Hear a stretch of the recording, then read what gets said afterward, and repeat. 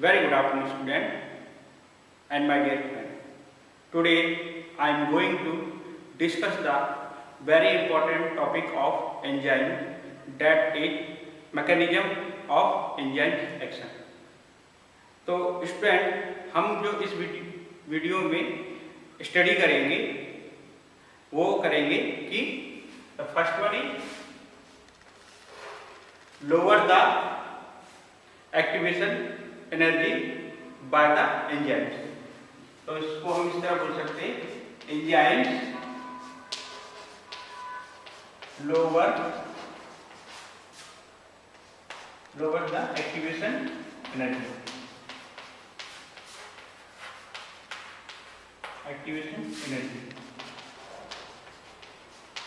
ठीक है। पहला पॉइंट हम इसको डिस्कस करेंगे। तो दूसरा पॉइंट है enzymes favour the transition state. Enzyme favour the transition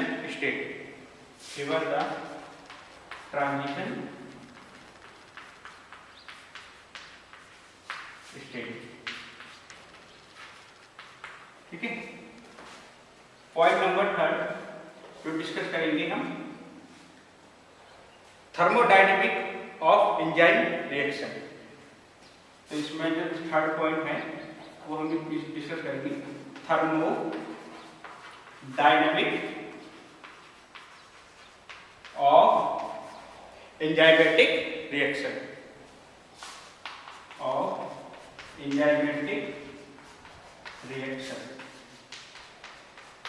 thermodynamic of enzymatic reaction. Fourth जो इसमें डिस्कस करेंगे, enzyme substrate complex,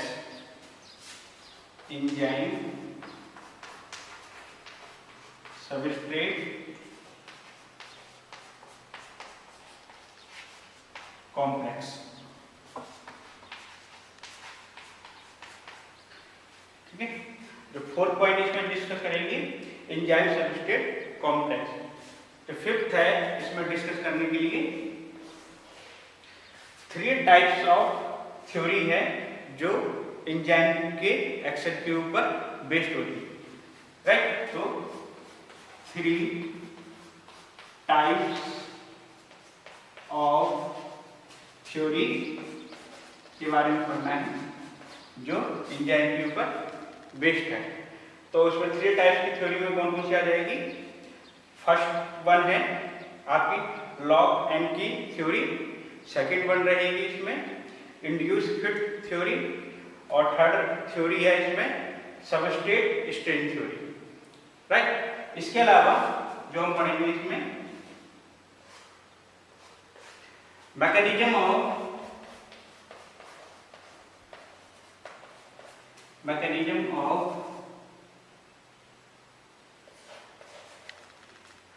enzyme catalysis,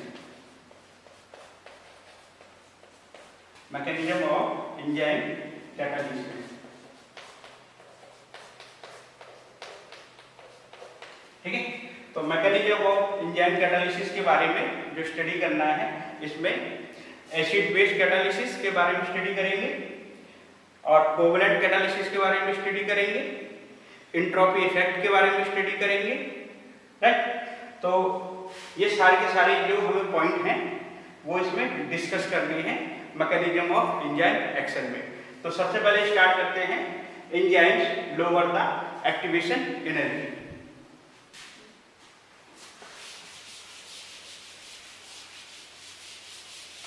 तो स्टूडेंट यहाँ पे सबसे इम्पोर्टेंट चीज समझने की ये है कि जो एंजाइम्स है वो एक्टिवेशन एनर्जी को कैसे लोअर करेगा और एक्टिवेशन एनर्जी होती क्या है। तो सबसे पहले हमें ये समझना होगा कि एक्टिवेशन एनर्जी होती क्या है। एक्टिवेशन एनर्जी होती क्या है, राइट।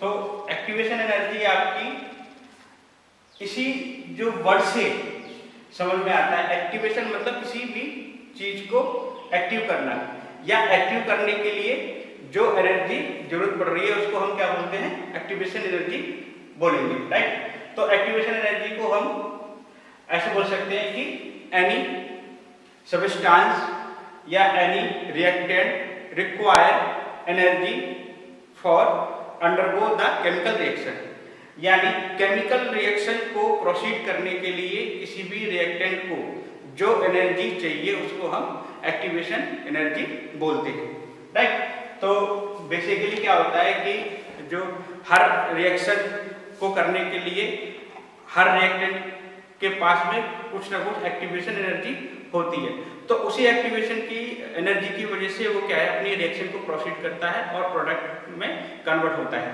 तो यहाँ पर क्या है कि जो enzymes lower the activation energy, तो इसको हम समझते हैं कि कोई भी एंजाइम्स एक्टिवेशन एनर्जी को कैसे कम करेगा। इसको हम एक ग्राफ की हेल्प की सहायता से इसको बताते हैं। जैसे कि मान लीजिए ये माउंटेन है, राइट, और यहाँ से किसी भी पर्सन को चलना है, तो यहाँ से वो चलेगा, ठीक है, और वहां तक इसको पहुंचना है, ठीक, और पहुंचने के बाद में फर्दर उसको नीचे तक आना है, ठीक है। तो अब ये क्या है, ये ऊंचाई वाला एरिया है, तो इस ऊंचाई वाले एरिया को करने के लिए उससे ज्यादा एक्टिवेशन एनर्जी की जरूरत पड़ेगी, यानी ज्यादा एनर्जी चाहिए, ठीक है। तो उसके लिए यहाँ पर क्या है कि मोर एनर्जी रिक्वायर्ड, राइट। तो यहाँ पर इसको क्या चाहिए, मोर एनर्जी रिक्वायर्ड चाहिए, ठीक। इसको मैं और यहाँ पे लिख देता हूं कि मोर एनर्जी रिक्वायर्ड, ठीक है। तो यहाँ पर क्या है कि कोई भी पर्सन है, अगर उसको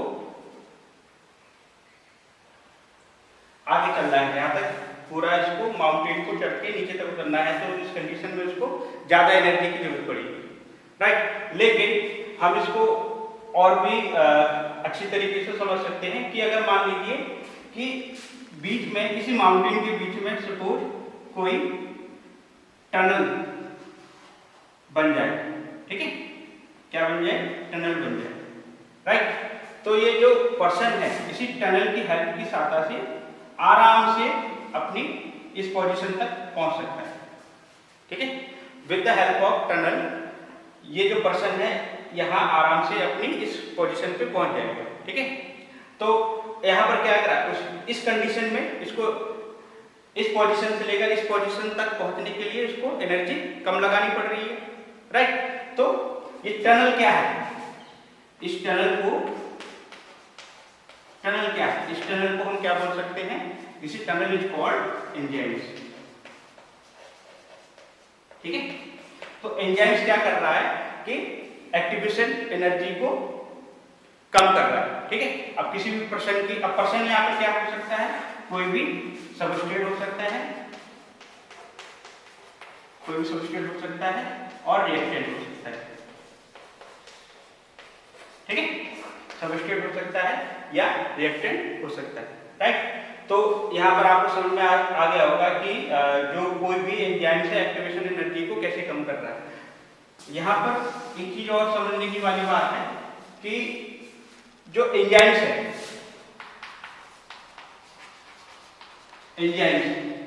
राइट, एंजाइम्स क्या करेगा हमेशा कि कम करता है lower the barrier of reactant, barrier of energy of reactant, ठीक है। Enzyme lower the barrier of energy of reactant, कहने का मतलब क्या है कि जो भी बैरियर्स आते हैं एंजाइम्स के कंजप्शन में या एनर्जी को ज्यादा यूज करने के लिए, उसको कम कर देता है एंजाइम। और एंजाइम्स क्या कर रहा है कि एंजाइम्स रिएक्शन की इक्विलिब्रियम स्टेट जो है उसको चेंज नहीं करता है, राइट। एंजाइम्स किसी भी रिएक्शन की इक्विलिब्रियम स्टेट को या इक्विलिब्रियम कंडीशन को चेंज नहीं करेगा। वो क्या करेगा, केवल रिएक्शन की स्पीड को इंक्रीज करता है, राइट। तो do not alter equilibrium condition, equilibrium condition, do not alter equilibrium condition of enzymatic reaction,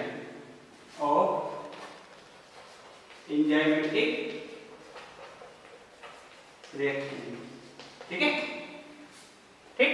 तो अब कैसे काम करेगा कि एंजाइम जो एक्टिवेशन एनर्जी को कम करेगा by the lower the barrier of energy of A reactant और सबस्ट्रेट, ठीक है। लेकिन वो इक्विलिब्रियम कंडीशन में कोई भी चेंज नहीं करता है और केवल वो रिएक्शन की वेलोसिटी को या रिएक्शन की स्पीड को इंक्रीज करता है, ठीक है। तो अब हम, ये था हमारा फर्स्ट पॉइंट कि enzyme lower the activation energy. अब हम सेकंड पॉइंट के बारे में बात करते हैं।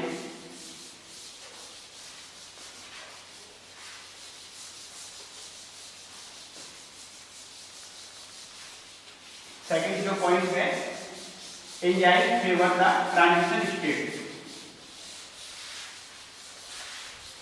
Enzyme favour the transition state.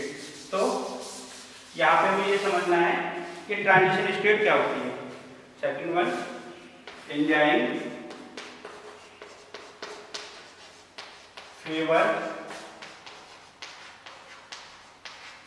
Favour the transition state.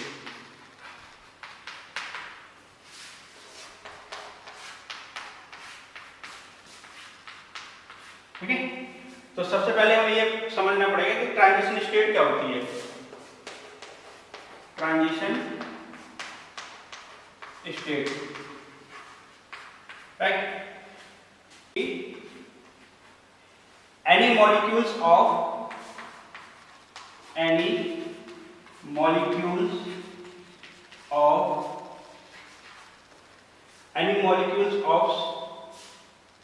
substrate, any molecules of substrate absorb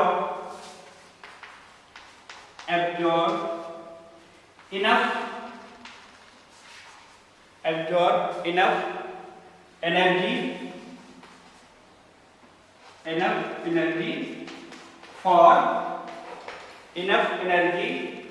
for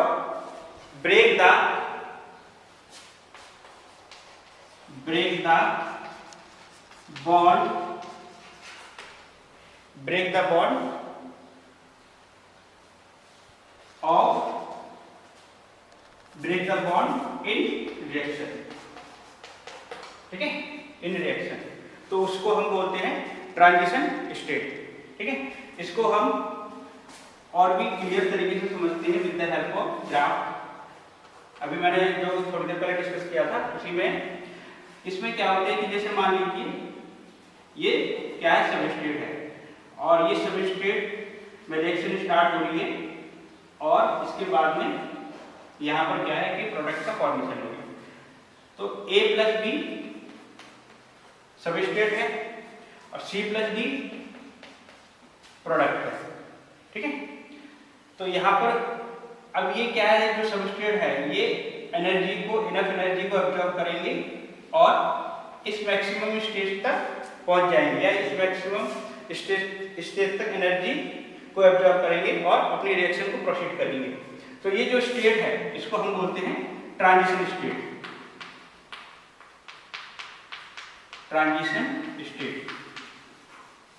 इस स्टेट को बोलेंगे ट्रांजिशन स्टेट, राइट, ठीक है।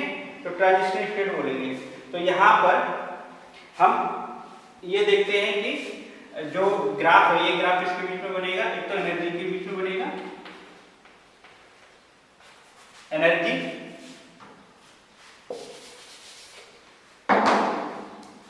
ग्राफ ये एनर्जी के बीच में और प्रोग्रेस ऑफ रिएक्शन के बीच में, प्रोग्रेस ऑफ रिएक्शन के बीच में होगा, ठीक है। तो ये जो अभी ग्राफ है, ये जो ग्राफ है अभी, इसमें क्या है, केवल हमें अभी ये बताना है कि ये रिएक्शन हो रही है विदाउट द एंजाइम, ठीक है। तो इसकी जो एक्टिवेशन एनर्जी होगी, ठीक है, इसकी एक्टिवेशन एनर्जी कितनी होगी फिर, ठीक है। तो ये इसकी एक्टिवेशन एनर्जी है।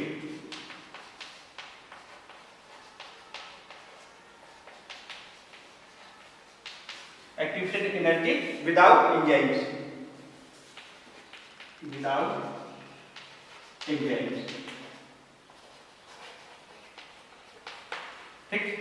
लेकिन अगर मैं इसी रिएक्शन को कराता हूं with the help of enzymes, तो एंजाइम्स क्या करेगा, इस एक्टिवेशन एनर्जी को कम कर देगा। तो उसको हम इस तरीके से देखते हैं, ठीक है। तो यहाँ क्या एक्टिवेशन एनर्जी कम हो गई है, तो ये क्या होगी, activation energy with the enzyme, ठीक है। एक्टिवेशन एनर्जी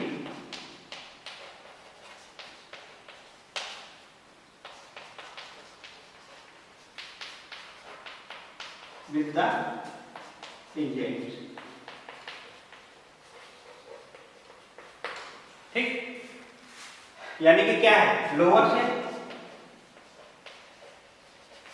ठीक, क्योंकि इसके जो एनर्जी बैरियर्स है ऑफ सबस्ट्रेट के ए प्लस बी के, वो कम हो गई है।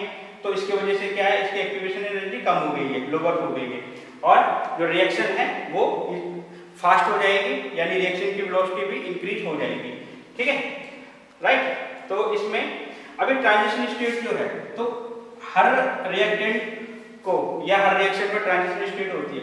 ट्रांजिशन स्टेट का मतलब क्या होगा कि यहाँ पे जो प्रोडक्ट बन रहा है, राइट, वो प्रोडक्ट कैसा होगा, या जो इंटरमीडिएट बन रहा है, प्रोडक्ट की इंटरमीडिएट फॉर्म बन रही है, वो क्या होगी, अनस्टेबल होगी, ठीक है, अनस्टेबल होगी। अनस्टेबल का मतलब क्या है कि यहाँ पर जो किसी भी रिएक्शन के जो बॉन्ड है वो वीक होंगे, तो वहां पर बॉन्ड को ब्रेक भी कर सकते हैं, और किसी भी बॉन्ड को इजीली तरह से न्यू फॉर्म भी हो सकते हैं, ठीक है।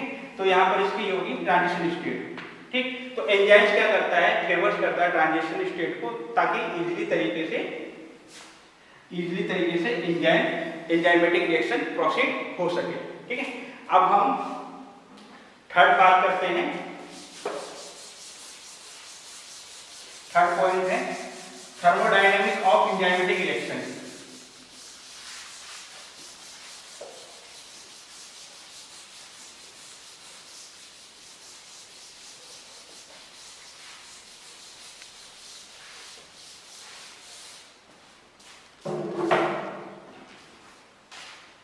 ठीक है,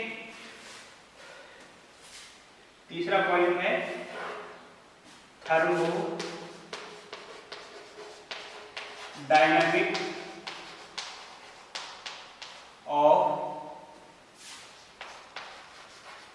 enzymatic reaction. Thermodynamics of enzymatic reaction,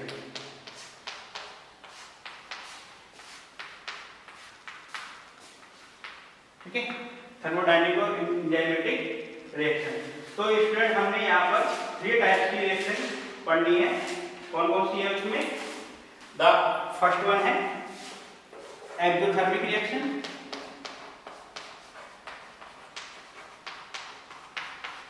exothermic reaction, ठीक है।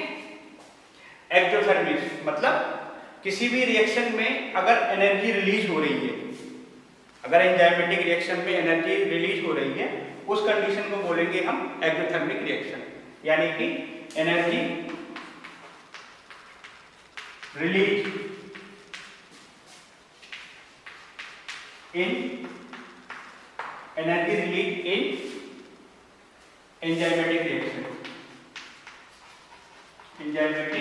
Reaction, is called exothermic reaction. इसको हम और भी ग्राफ की सहायता से समझ सकते हैं। जैसे मान लीजिए अभी ये हमारा y एक्स पे क्या होगा, एनर्जी होगी, y एक्स पे हमेशा एनर्जी होती है, और एक्स एक्सिस पे progress of reaction, progress of reaction होता है। ठीक है, तो अभी हमने इसको करा था कि डिस्क्राइब किया था कि यहाँ पे इस तरीके का एक ग्राफ बनेगा, राइट। इसमें क्या था कि यहाँ पर जो रिएक्टेंट है ए और बी, और यहाँ प्रोडक्ट होगा सी प्लस बी। ठीक है, तो ए प्लस बी रिएक्टेंट क्या होगा कि सबसे पहले ट्रांजिशन स्टेट को अचीव करेगा और फिर इसके बाद फर्दर प्रोडक्ट में कन्वर्ट हो जाएगा सी प्लस बी में। ठीक है, तो यहाँ पर जो ये है, अगर मैं इस एंजाइम्स की बात करता हूँ तो एंजाइम्स क्या करेगा, इसको यहाँ पर कन्वर्ट कर देगा। ठीक है, तो यहाँ पर ये जो इतनी एनर्जी है ये एक्टिवेशन एनर्जी ऑफ एंजाइम्स की है। ठीक है, एक्टिवेशन एनर्जी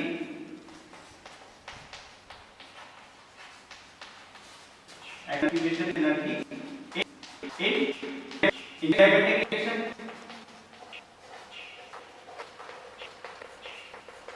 ठीक है, एंजाइमेटिक रिएक्शन की ये इतनी सी जो पोषण दे रहा है ये होगी, और जो ये एनर्जी है यहाँ तक, यानी कि ये एनर्जी क्या है, इसको ऐसे भी बोला जाता है, ये एनर्जी इसको बोलते हैं रिलीज एनर्जी, रिलीज एनर्जी। ठीक है, तो जो इस टाइप की रिएक्शन होगी उसको हम क्या बोलेंगे, एक्सोथर्मिक रिएक्शन। क्या मतलब क्या है कि अगर जो स्टेट है, ठीक है, वो एक्स ग्राफ में ऊपर है और प्रोडक्ट क्या है अगर वो नीचे की तरफ है, तो इस टाइप की जो रिएक्शन होगी उसको हम क्या बोलेंगे, एक्सोथर्मिक रिएक्शन बोलेंगे, या फिर उसमें बोलेंगे कि भैया इतनी एनर्जी क्या हो रही है, रिलीज हो रही है। ठीक है, राइट। इसका एग्जांपल भी है, एग्जांपल है, एग्जांपल समझ लेते हैं क्या हो सकता है इसमें।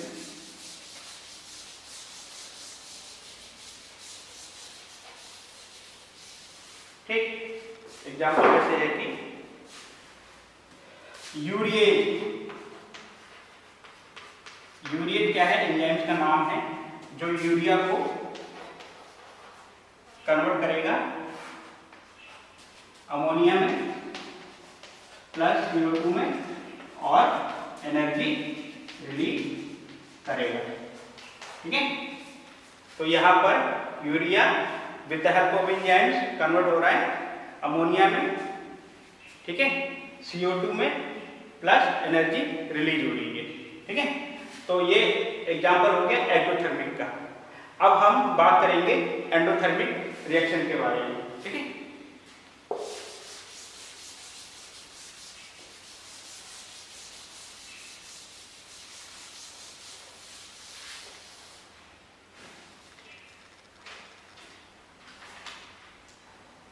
एंडोथर्मिक रिएक्शन आपकी वो रिएक्शन होगी जिसमें क्या होगा कि एनर्जी की जरूरत पड़ेगी किसी भी सबस्ट्रेट को, राइट, या किसी भी रिएक्टेंट को।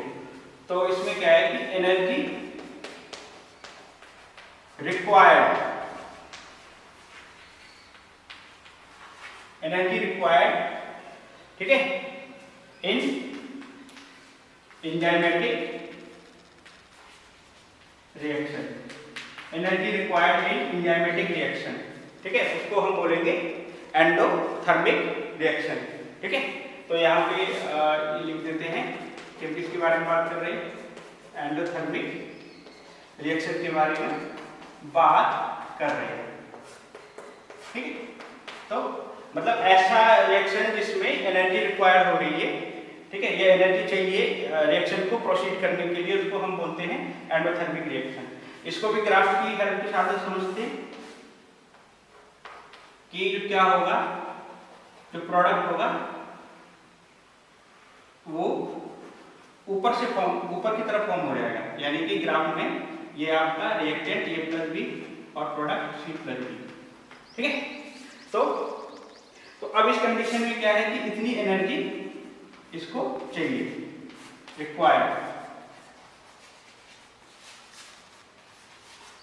इतनी एनर्जी रिक्वायर्ड की, ठीक, यहां से लेकर यहां तक रिक्वायर की पूरा प्रोडक्ट को कन्वर्जन करने के लिए, ठीक है। इसका एग्जांपल है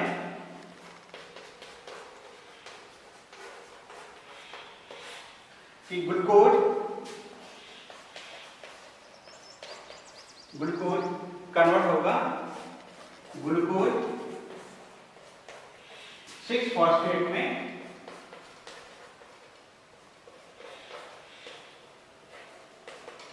ग्लूकोज होगा कन्वर्ट होगा 6-फॉस्फेट में, right, in the presence of glucokinase enzyme, glucokinase enzyme की हेल्प की सहायता से। लेकिन यहाँ पे इस रिएक्शन को प्रोसीड करने के लिए क्या चाहिए, एटीपी की जरूरत चाहिए। क्या चाहिए इसमें, एटीपी की जरूरत चाहिए।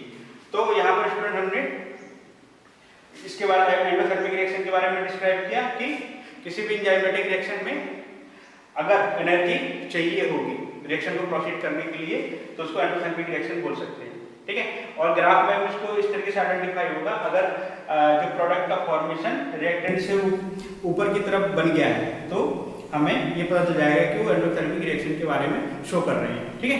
अब हम बात करते हैं 3 टाइप्स ऑफ एनर्जी और आइसोथर्मिक रिएक्शन, राइट। तो आइसोथर्मिक रिएक्शन में क्या होगा कि रिएक्टेंट को प्रोडक्ट में कन्वर्जन करने के लिए नेग्लिजिबल एनर्जी की जरूरत पड़ेगी, राइट। इसको हम बोलते हैं आइसोथर्मिक रिएक्शन, ठीक है। तो इसमें क्या होगा, थर्ड टाइप है आइसोथर्मिक रिएक्शन, ठीक है। तो यहाँ पे आइसोथर्मिक रिएक्शन, ठीक है। तो आइसोथर्मिक रिएक्शन आपकी उस टाइप की रिएक्शन होगी जिसमें एनर्जी एक्सचेंज होगा, यानी कि हम बोल सकते हैं एनर्जी एक्सचेंज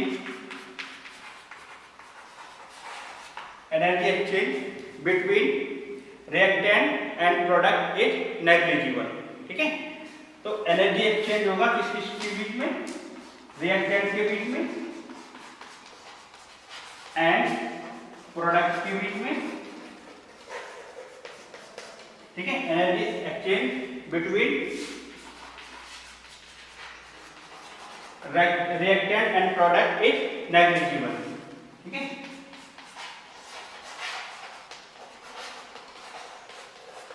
नेग्लिजिबल, ठीक है। तो उसको हम बेसिकली क्या बोलते हैं, आइसोथर्मिक रिएक्शन बोलते हैं। तो इसका एग्जांपल है, जैसे हम बात करते हैं ग्लाइकोजन, ठीक है। और इसके साथ में फॉस्फेट का एडिशन कर देंगे और एंजाइम इसमें हेल्प होगा, ग्लाइकोजन फॉस्फोरिलेज,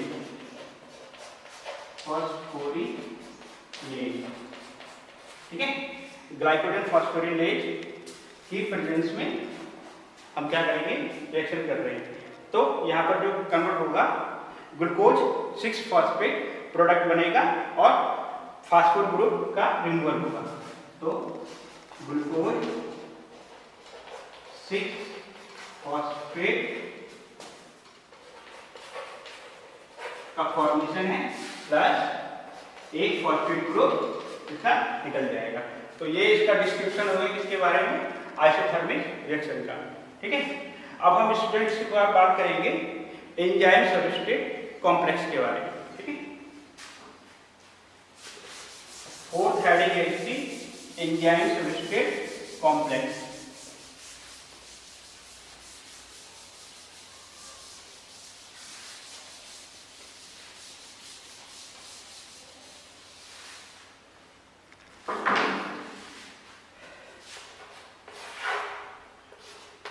एंजाइम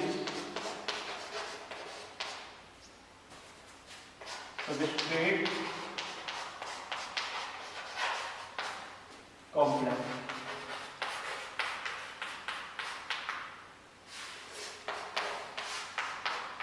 ठीक है। एंजाइम सबस्ट्रेट कॉम्प्लेक्स तो यहाँ पे आपको ये तो समझ में आ रहा होगा कि हमने एंजाइम्स के जो टॉपिक में इस चैप्टर में एंजाइम्स के बारे में भी बहुत बात कर लिया है, सबस्ट्रेट के बारे में बात कर लिया। तो कॉम्प्लेक्स तो आपको समझ में आ ही गया होगा कि क्या होगा कि एंजाइम जब भी सबस्ट्रेट के साथ अटैच होगा, यानी जो सबस्ट्रेट है ये एंजाइम की एक्टिव साइट के साथ बाइंड होगा, तो उस कंडीशन में कॉम्प्लेक्स बनता है। इसको बोलते हैं एंजाइम सबस्ट्रेट कॉम्प्लेक्स। और इसके अलावा प्रोडक्ट का फॉर्मेशन भी हो जाता है, राइट। जो एंजाइम्स हैं प्रोडक्ट का फॉर्म करके उसको अलग करके दोबारा से सबस्ट्रेट के साथ बाइंड होकर फिर फर्दर रिएक्शन को प्रोसीड करता है, ठीक है। तो यहाँ पर ये हो गया हमारा enzyme substrate complex, enzyme substrate complex, ठीक है। तो ये जो एंजाइम सबस्ट्रेट कॉम्प्लेक्स है ये अनस्टेबल होता है, राइट। इसको हम अनस्टेबल भी बोल सकते हैं और इसको हम एंजाइमेटिक रिएक्शन की ट्रांजिशन स्टेट भी बोल सकते हैं और कॉल्ड ट्रांजिशन स्टेट भी इसको बोलते हैं, ठीक है। ठीक, तो ये क्या अनस्टेबल भी है और एंजाइम्स की ट्रांजिशन स्टेट भी होती है। तो इसमें जो बॉन्ड फॉर्मेशन हो रही है, तो बॉन्ड फॉर्मेशन है इसके बीच में किस तरीके की होगी, या तो ये वंडरवाल फोर्सेस के बने होंगे, ये हाइड्रोफोबिक इंटरेक्शन का होगा, ठीक है, या फिर any types of hydrogen bonding इसके अंदर होगी, ठीक है। तो ये हो गया ट्रांजिशन, इसके अनस्टेबल और ट्रांजिशन स्टेट। अनस्टेबल का मतलब क्या, इजीली तरीके से इसको इसके बॉन्ड को ब्रेक कर सकते हैं और न्यू बॉन्ड को फॉर्म कर सकते हैं इजीली तरीके से, राइट। अब इसमें कुछ हम कुछ ड्रग के बारे में बताते हैं कि मान लीजिए कोई ड्रग्स है, ठीक है, ड्रग किसी भी एंजाइम के साथ में बाइंड होती है तो ड्रग एंजाइम कॉम्प्लेक्स बनता है, ठीक है। तो ड्रग एंजाइम का कॉम्प्लेक्स बनेगा, तो ड्रग एंजाइम के कॉम्प्लेक्स के बाद में क्या होगा कि या तो बायोलॉजिकल एक्शन होगा या प्रोडक्ट का फॉर्मेशन होगा। तो हम यहाँ पर समझते हैं कि बायोलॉजिकल एक्शन शो होगा, ठीक है। तो बायोलॉजिकल एक्शन को हम ड्रग के एक्शन को हम क्या बोल सकते हैं, फार्माकोलॉजिकल एक्शन भी बोल सकते हैं, ठीक है। यानी किसी बॉडी में ड्रग का अगर एक्शन हो रहा है, राइट, तो उसको हम फार्माकोलॉजिकल एक्शन बोलते हैं।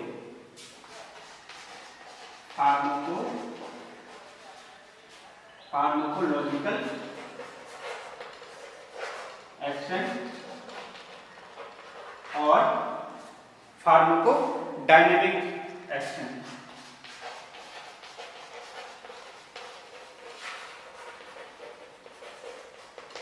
ठीक है।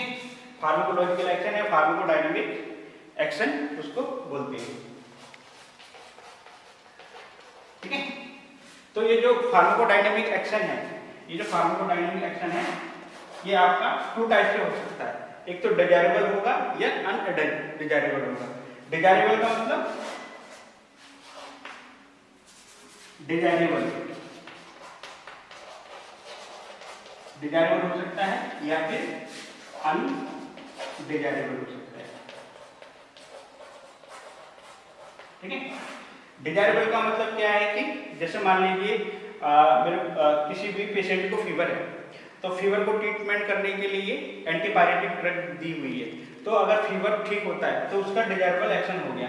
अनडिजायरेबल एक्शन क्या है कि अनडिजायरेबल एक्शन ड्रग का ही एक्शन होगा, लेकिन वो कि किसी भी पेशेंट को नहीं चाहिए होगा, ठीक है, अनवांटेड इफेक्ट हो सकता है वो, ठीक। तो डिजायरेबल इफेक्ट जो है किसी भी ड्रग का, बेसिकली हम उसको एक तो डायग्नोसिस के लिए भी कर सकते हैं,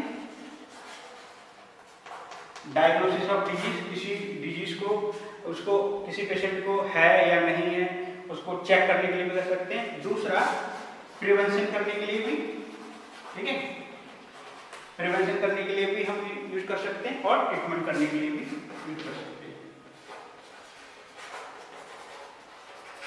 ट्रीटमेंट करने के लिए भी यूज कर सकते हैं। ठीक है, तो डायग्नोसिस, प्रिवेंशन एंड ट्रीटमेंट।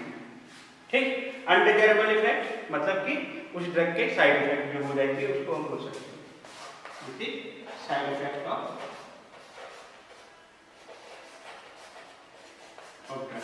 ठीक है, तो ये बेसिकली ये इधर तो समझाने का क्या मतलब है कि अगर कोई भी ड्रग है, अगर वो एंजाइम के साथ बाइंड होगा तो कुछ बहुत सारी ड्रग होती है जो एंजाइम के बिहेव पे काम करती हैं और एंजाइमेटिक रिएक्शन करेंगी और फार्माकोलॉजिकल एक्शन शो करती है। राइट, अब हम बात करेंगे 3 टाइप्स ऑफ थ्योरी के बारे में जो एंजाइमेटिक एक्शन को शो करती है।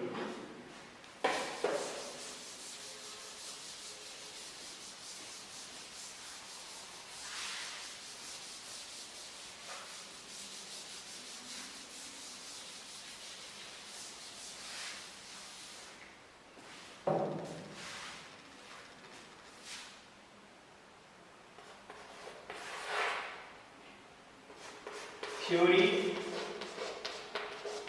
related to enzymatic action. Theory related to enzymatic action. तो हमें यहाँ पे 3 टाइप्स की थ्योरी के बारे में डिस्कस करना है। तो फर्स्ट वन है लॉक एंड की थ्योरी, दूसरा है इंड्यूस फिट थ्योरी और तीसरा है सबस्ट्रेट स्ट्रेन थ्योरी। तो सबसे पहले हम बात करते हैं यहाँ पे लॉक एंड की थ्योरी। लॉक एंड की थ्योरी, ठीक है, और इसको हम बोल सकते हैं, और इसको क्या बोल सकते हैं, Fisher template model. Fisher template model, ठीक है। तो इस थ्योरी की जो डिस्कवरी है वो जर्मन बायोकेमिस्ट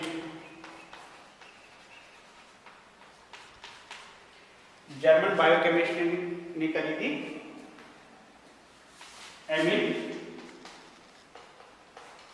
फिशर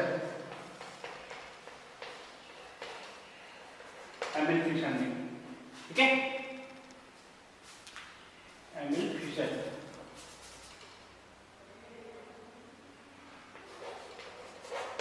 ठीक, अकॉर्डिंग टू दिस थ्योरी, इस थ्योरी के अनुसार क्या होगा कि जो एंजाइम्स हैं, स्पेसिफिक एंजाइम्स बाइंड होगा या स्पेसिफिक सबस्ट्रेट बाइंड होगा स्पेसिफिक एंजाइम्स की तरफ से। जैसे कि यहाँ पर इन्होंने एग्जाम्पल में शो कर रखा है कि लॉक एंड की थ्योरी, राइट। तो क्या होगा कि यहाँ पे एंजाइम्स, लॉक किसको बोला गया है, एंजाइम्स को,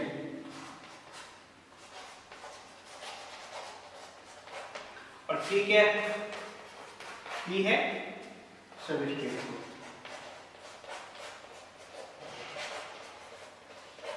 ठीक है, सबस्ट्रेट। तो स्पेसिफिक एंजाइम जो बाइंड करेगा स्पेसिफिक सबस्ट्रेट को, ठीक है, यानी स्पेसिफिक सबस्ट्रेट स्पेसिफिक एंजाइम्स को बाइंड करेगा और आगे अपनी रिएक्शन को प्रोसीड करेगा, ठीक है। तो लेकिन इसमें सबसे इंपॉर्टेंट चीज समझने वाली क्या है कि जो एंजाइमेटिक स्ट्रक्चर, जो एंजाइम के स्ट्रक्चर है और एंजाइम्स की कन्फर्मेशन,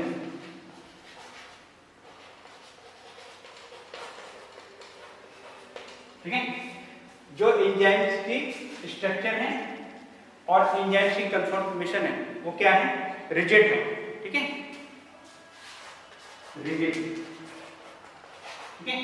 तो अकॉर्डिंग टू लॉक की हाइपोथेसिस और थ्योरी के अकॉर्डिंग क्या है कि एंजाइम का स्ट्रक्चर और एंजाइम का कन्फर्मेशन रिजिड है, ठीक है।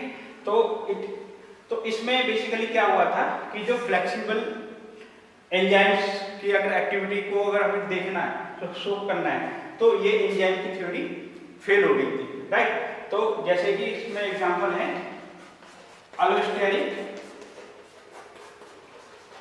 मॉड्यूलेटर, ठीक है। तो अलोस्टेरिक मॉड्यूलेटर जो क्या है कि फ्लेक्सिबल एंजाइम्स की तरह काम करते हैं, ठीक है। तो उस कंडीशन में क्या लॉग एंड की थ्योरी फेल हो गई थी और ये इस थ्योरी के अकॉर्डिंग हम क्या है कि किसी भी एंजाइम्स की फ्लेक्सिबिलिटी के बारे में आइडेंटिफाई नहीं कर सकते हैं, ठीक है। इसको हम और डायग्राम के थ्रू समझते हैं।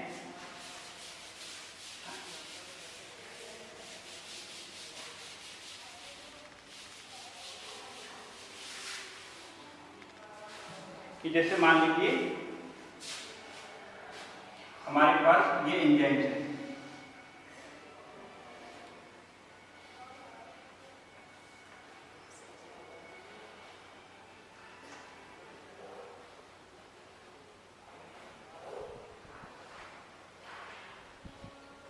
ये एंजाइम्स है, ठीक है। ये एंजाइम का स्ट्रक्चर है, ठीक। और मैं यहाँ पे सबस्ट्रेट का स्ट्रक्चर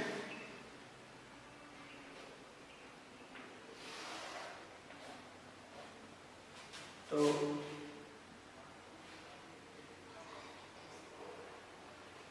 ये सबस्ट्रेट है,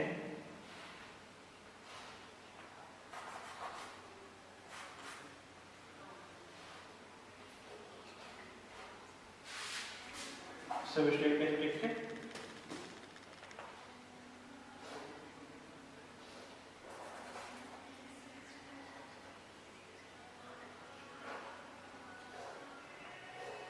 ठीक है। तो ये क्या है सबस्ट्रेट।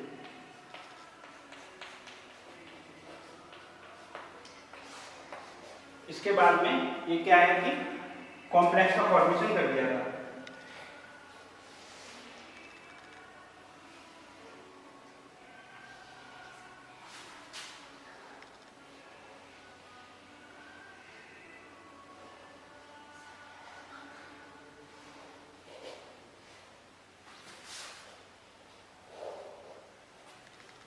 तो यहाँ पे क्या इसका अटैचमेंट हो गया, राइट। तो इसको अटैचमेंट शो कर रहे हैं हम।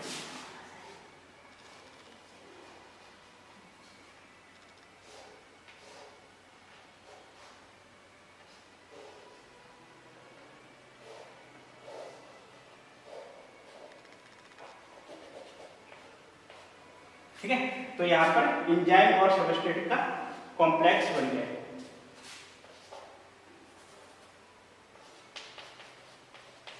एंजाइम्स और सबस्ट्रेट का कॉम्प्लेक्स फॉर्म हो गया, ठीक है, ठीक। और इसके बाद में क्या होगा कि प्रोडक्ट का फॉर्मेशन होगा, ठीक। तो ये यहाँ पर क्या है कि ये जो हाइपोथेसिस है और ये थ्योरी है ये हमारे किस पे बेस हो गया, लॉग एंड की थ्योरी पे। तो इसमें जो डिसएडवांटेज यही था कि इस थ्योरी के अकॉर्डिंग क्या है कि एंजाइम की फ्लेक्सिबिलिटी नेचर को शो नहीं कर पाएंगे, ये कर सकते हैं, ठीक है। जैसे मैंने अभी एग्जांपल दिया था अलोस्टेरिक मॉड्यूलेटर का, राइट। तो स्टूडेंट इस वीडियो में हम आज इतना ही डिस्कस करेंगे और नेक्स्ट वीडियो में हम remaining parts of mechanism of enzyme reaction को डिस्कस करेंगे। Thank you.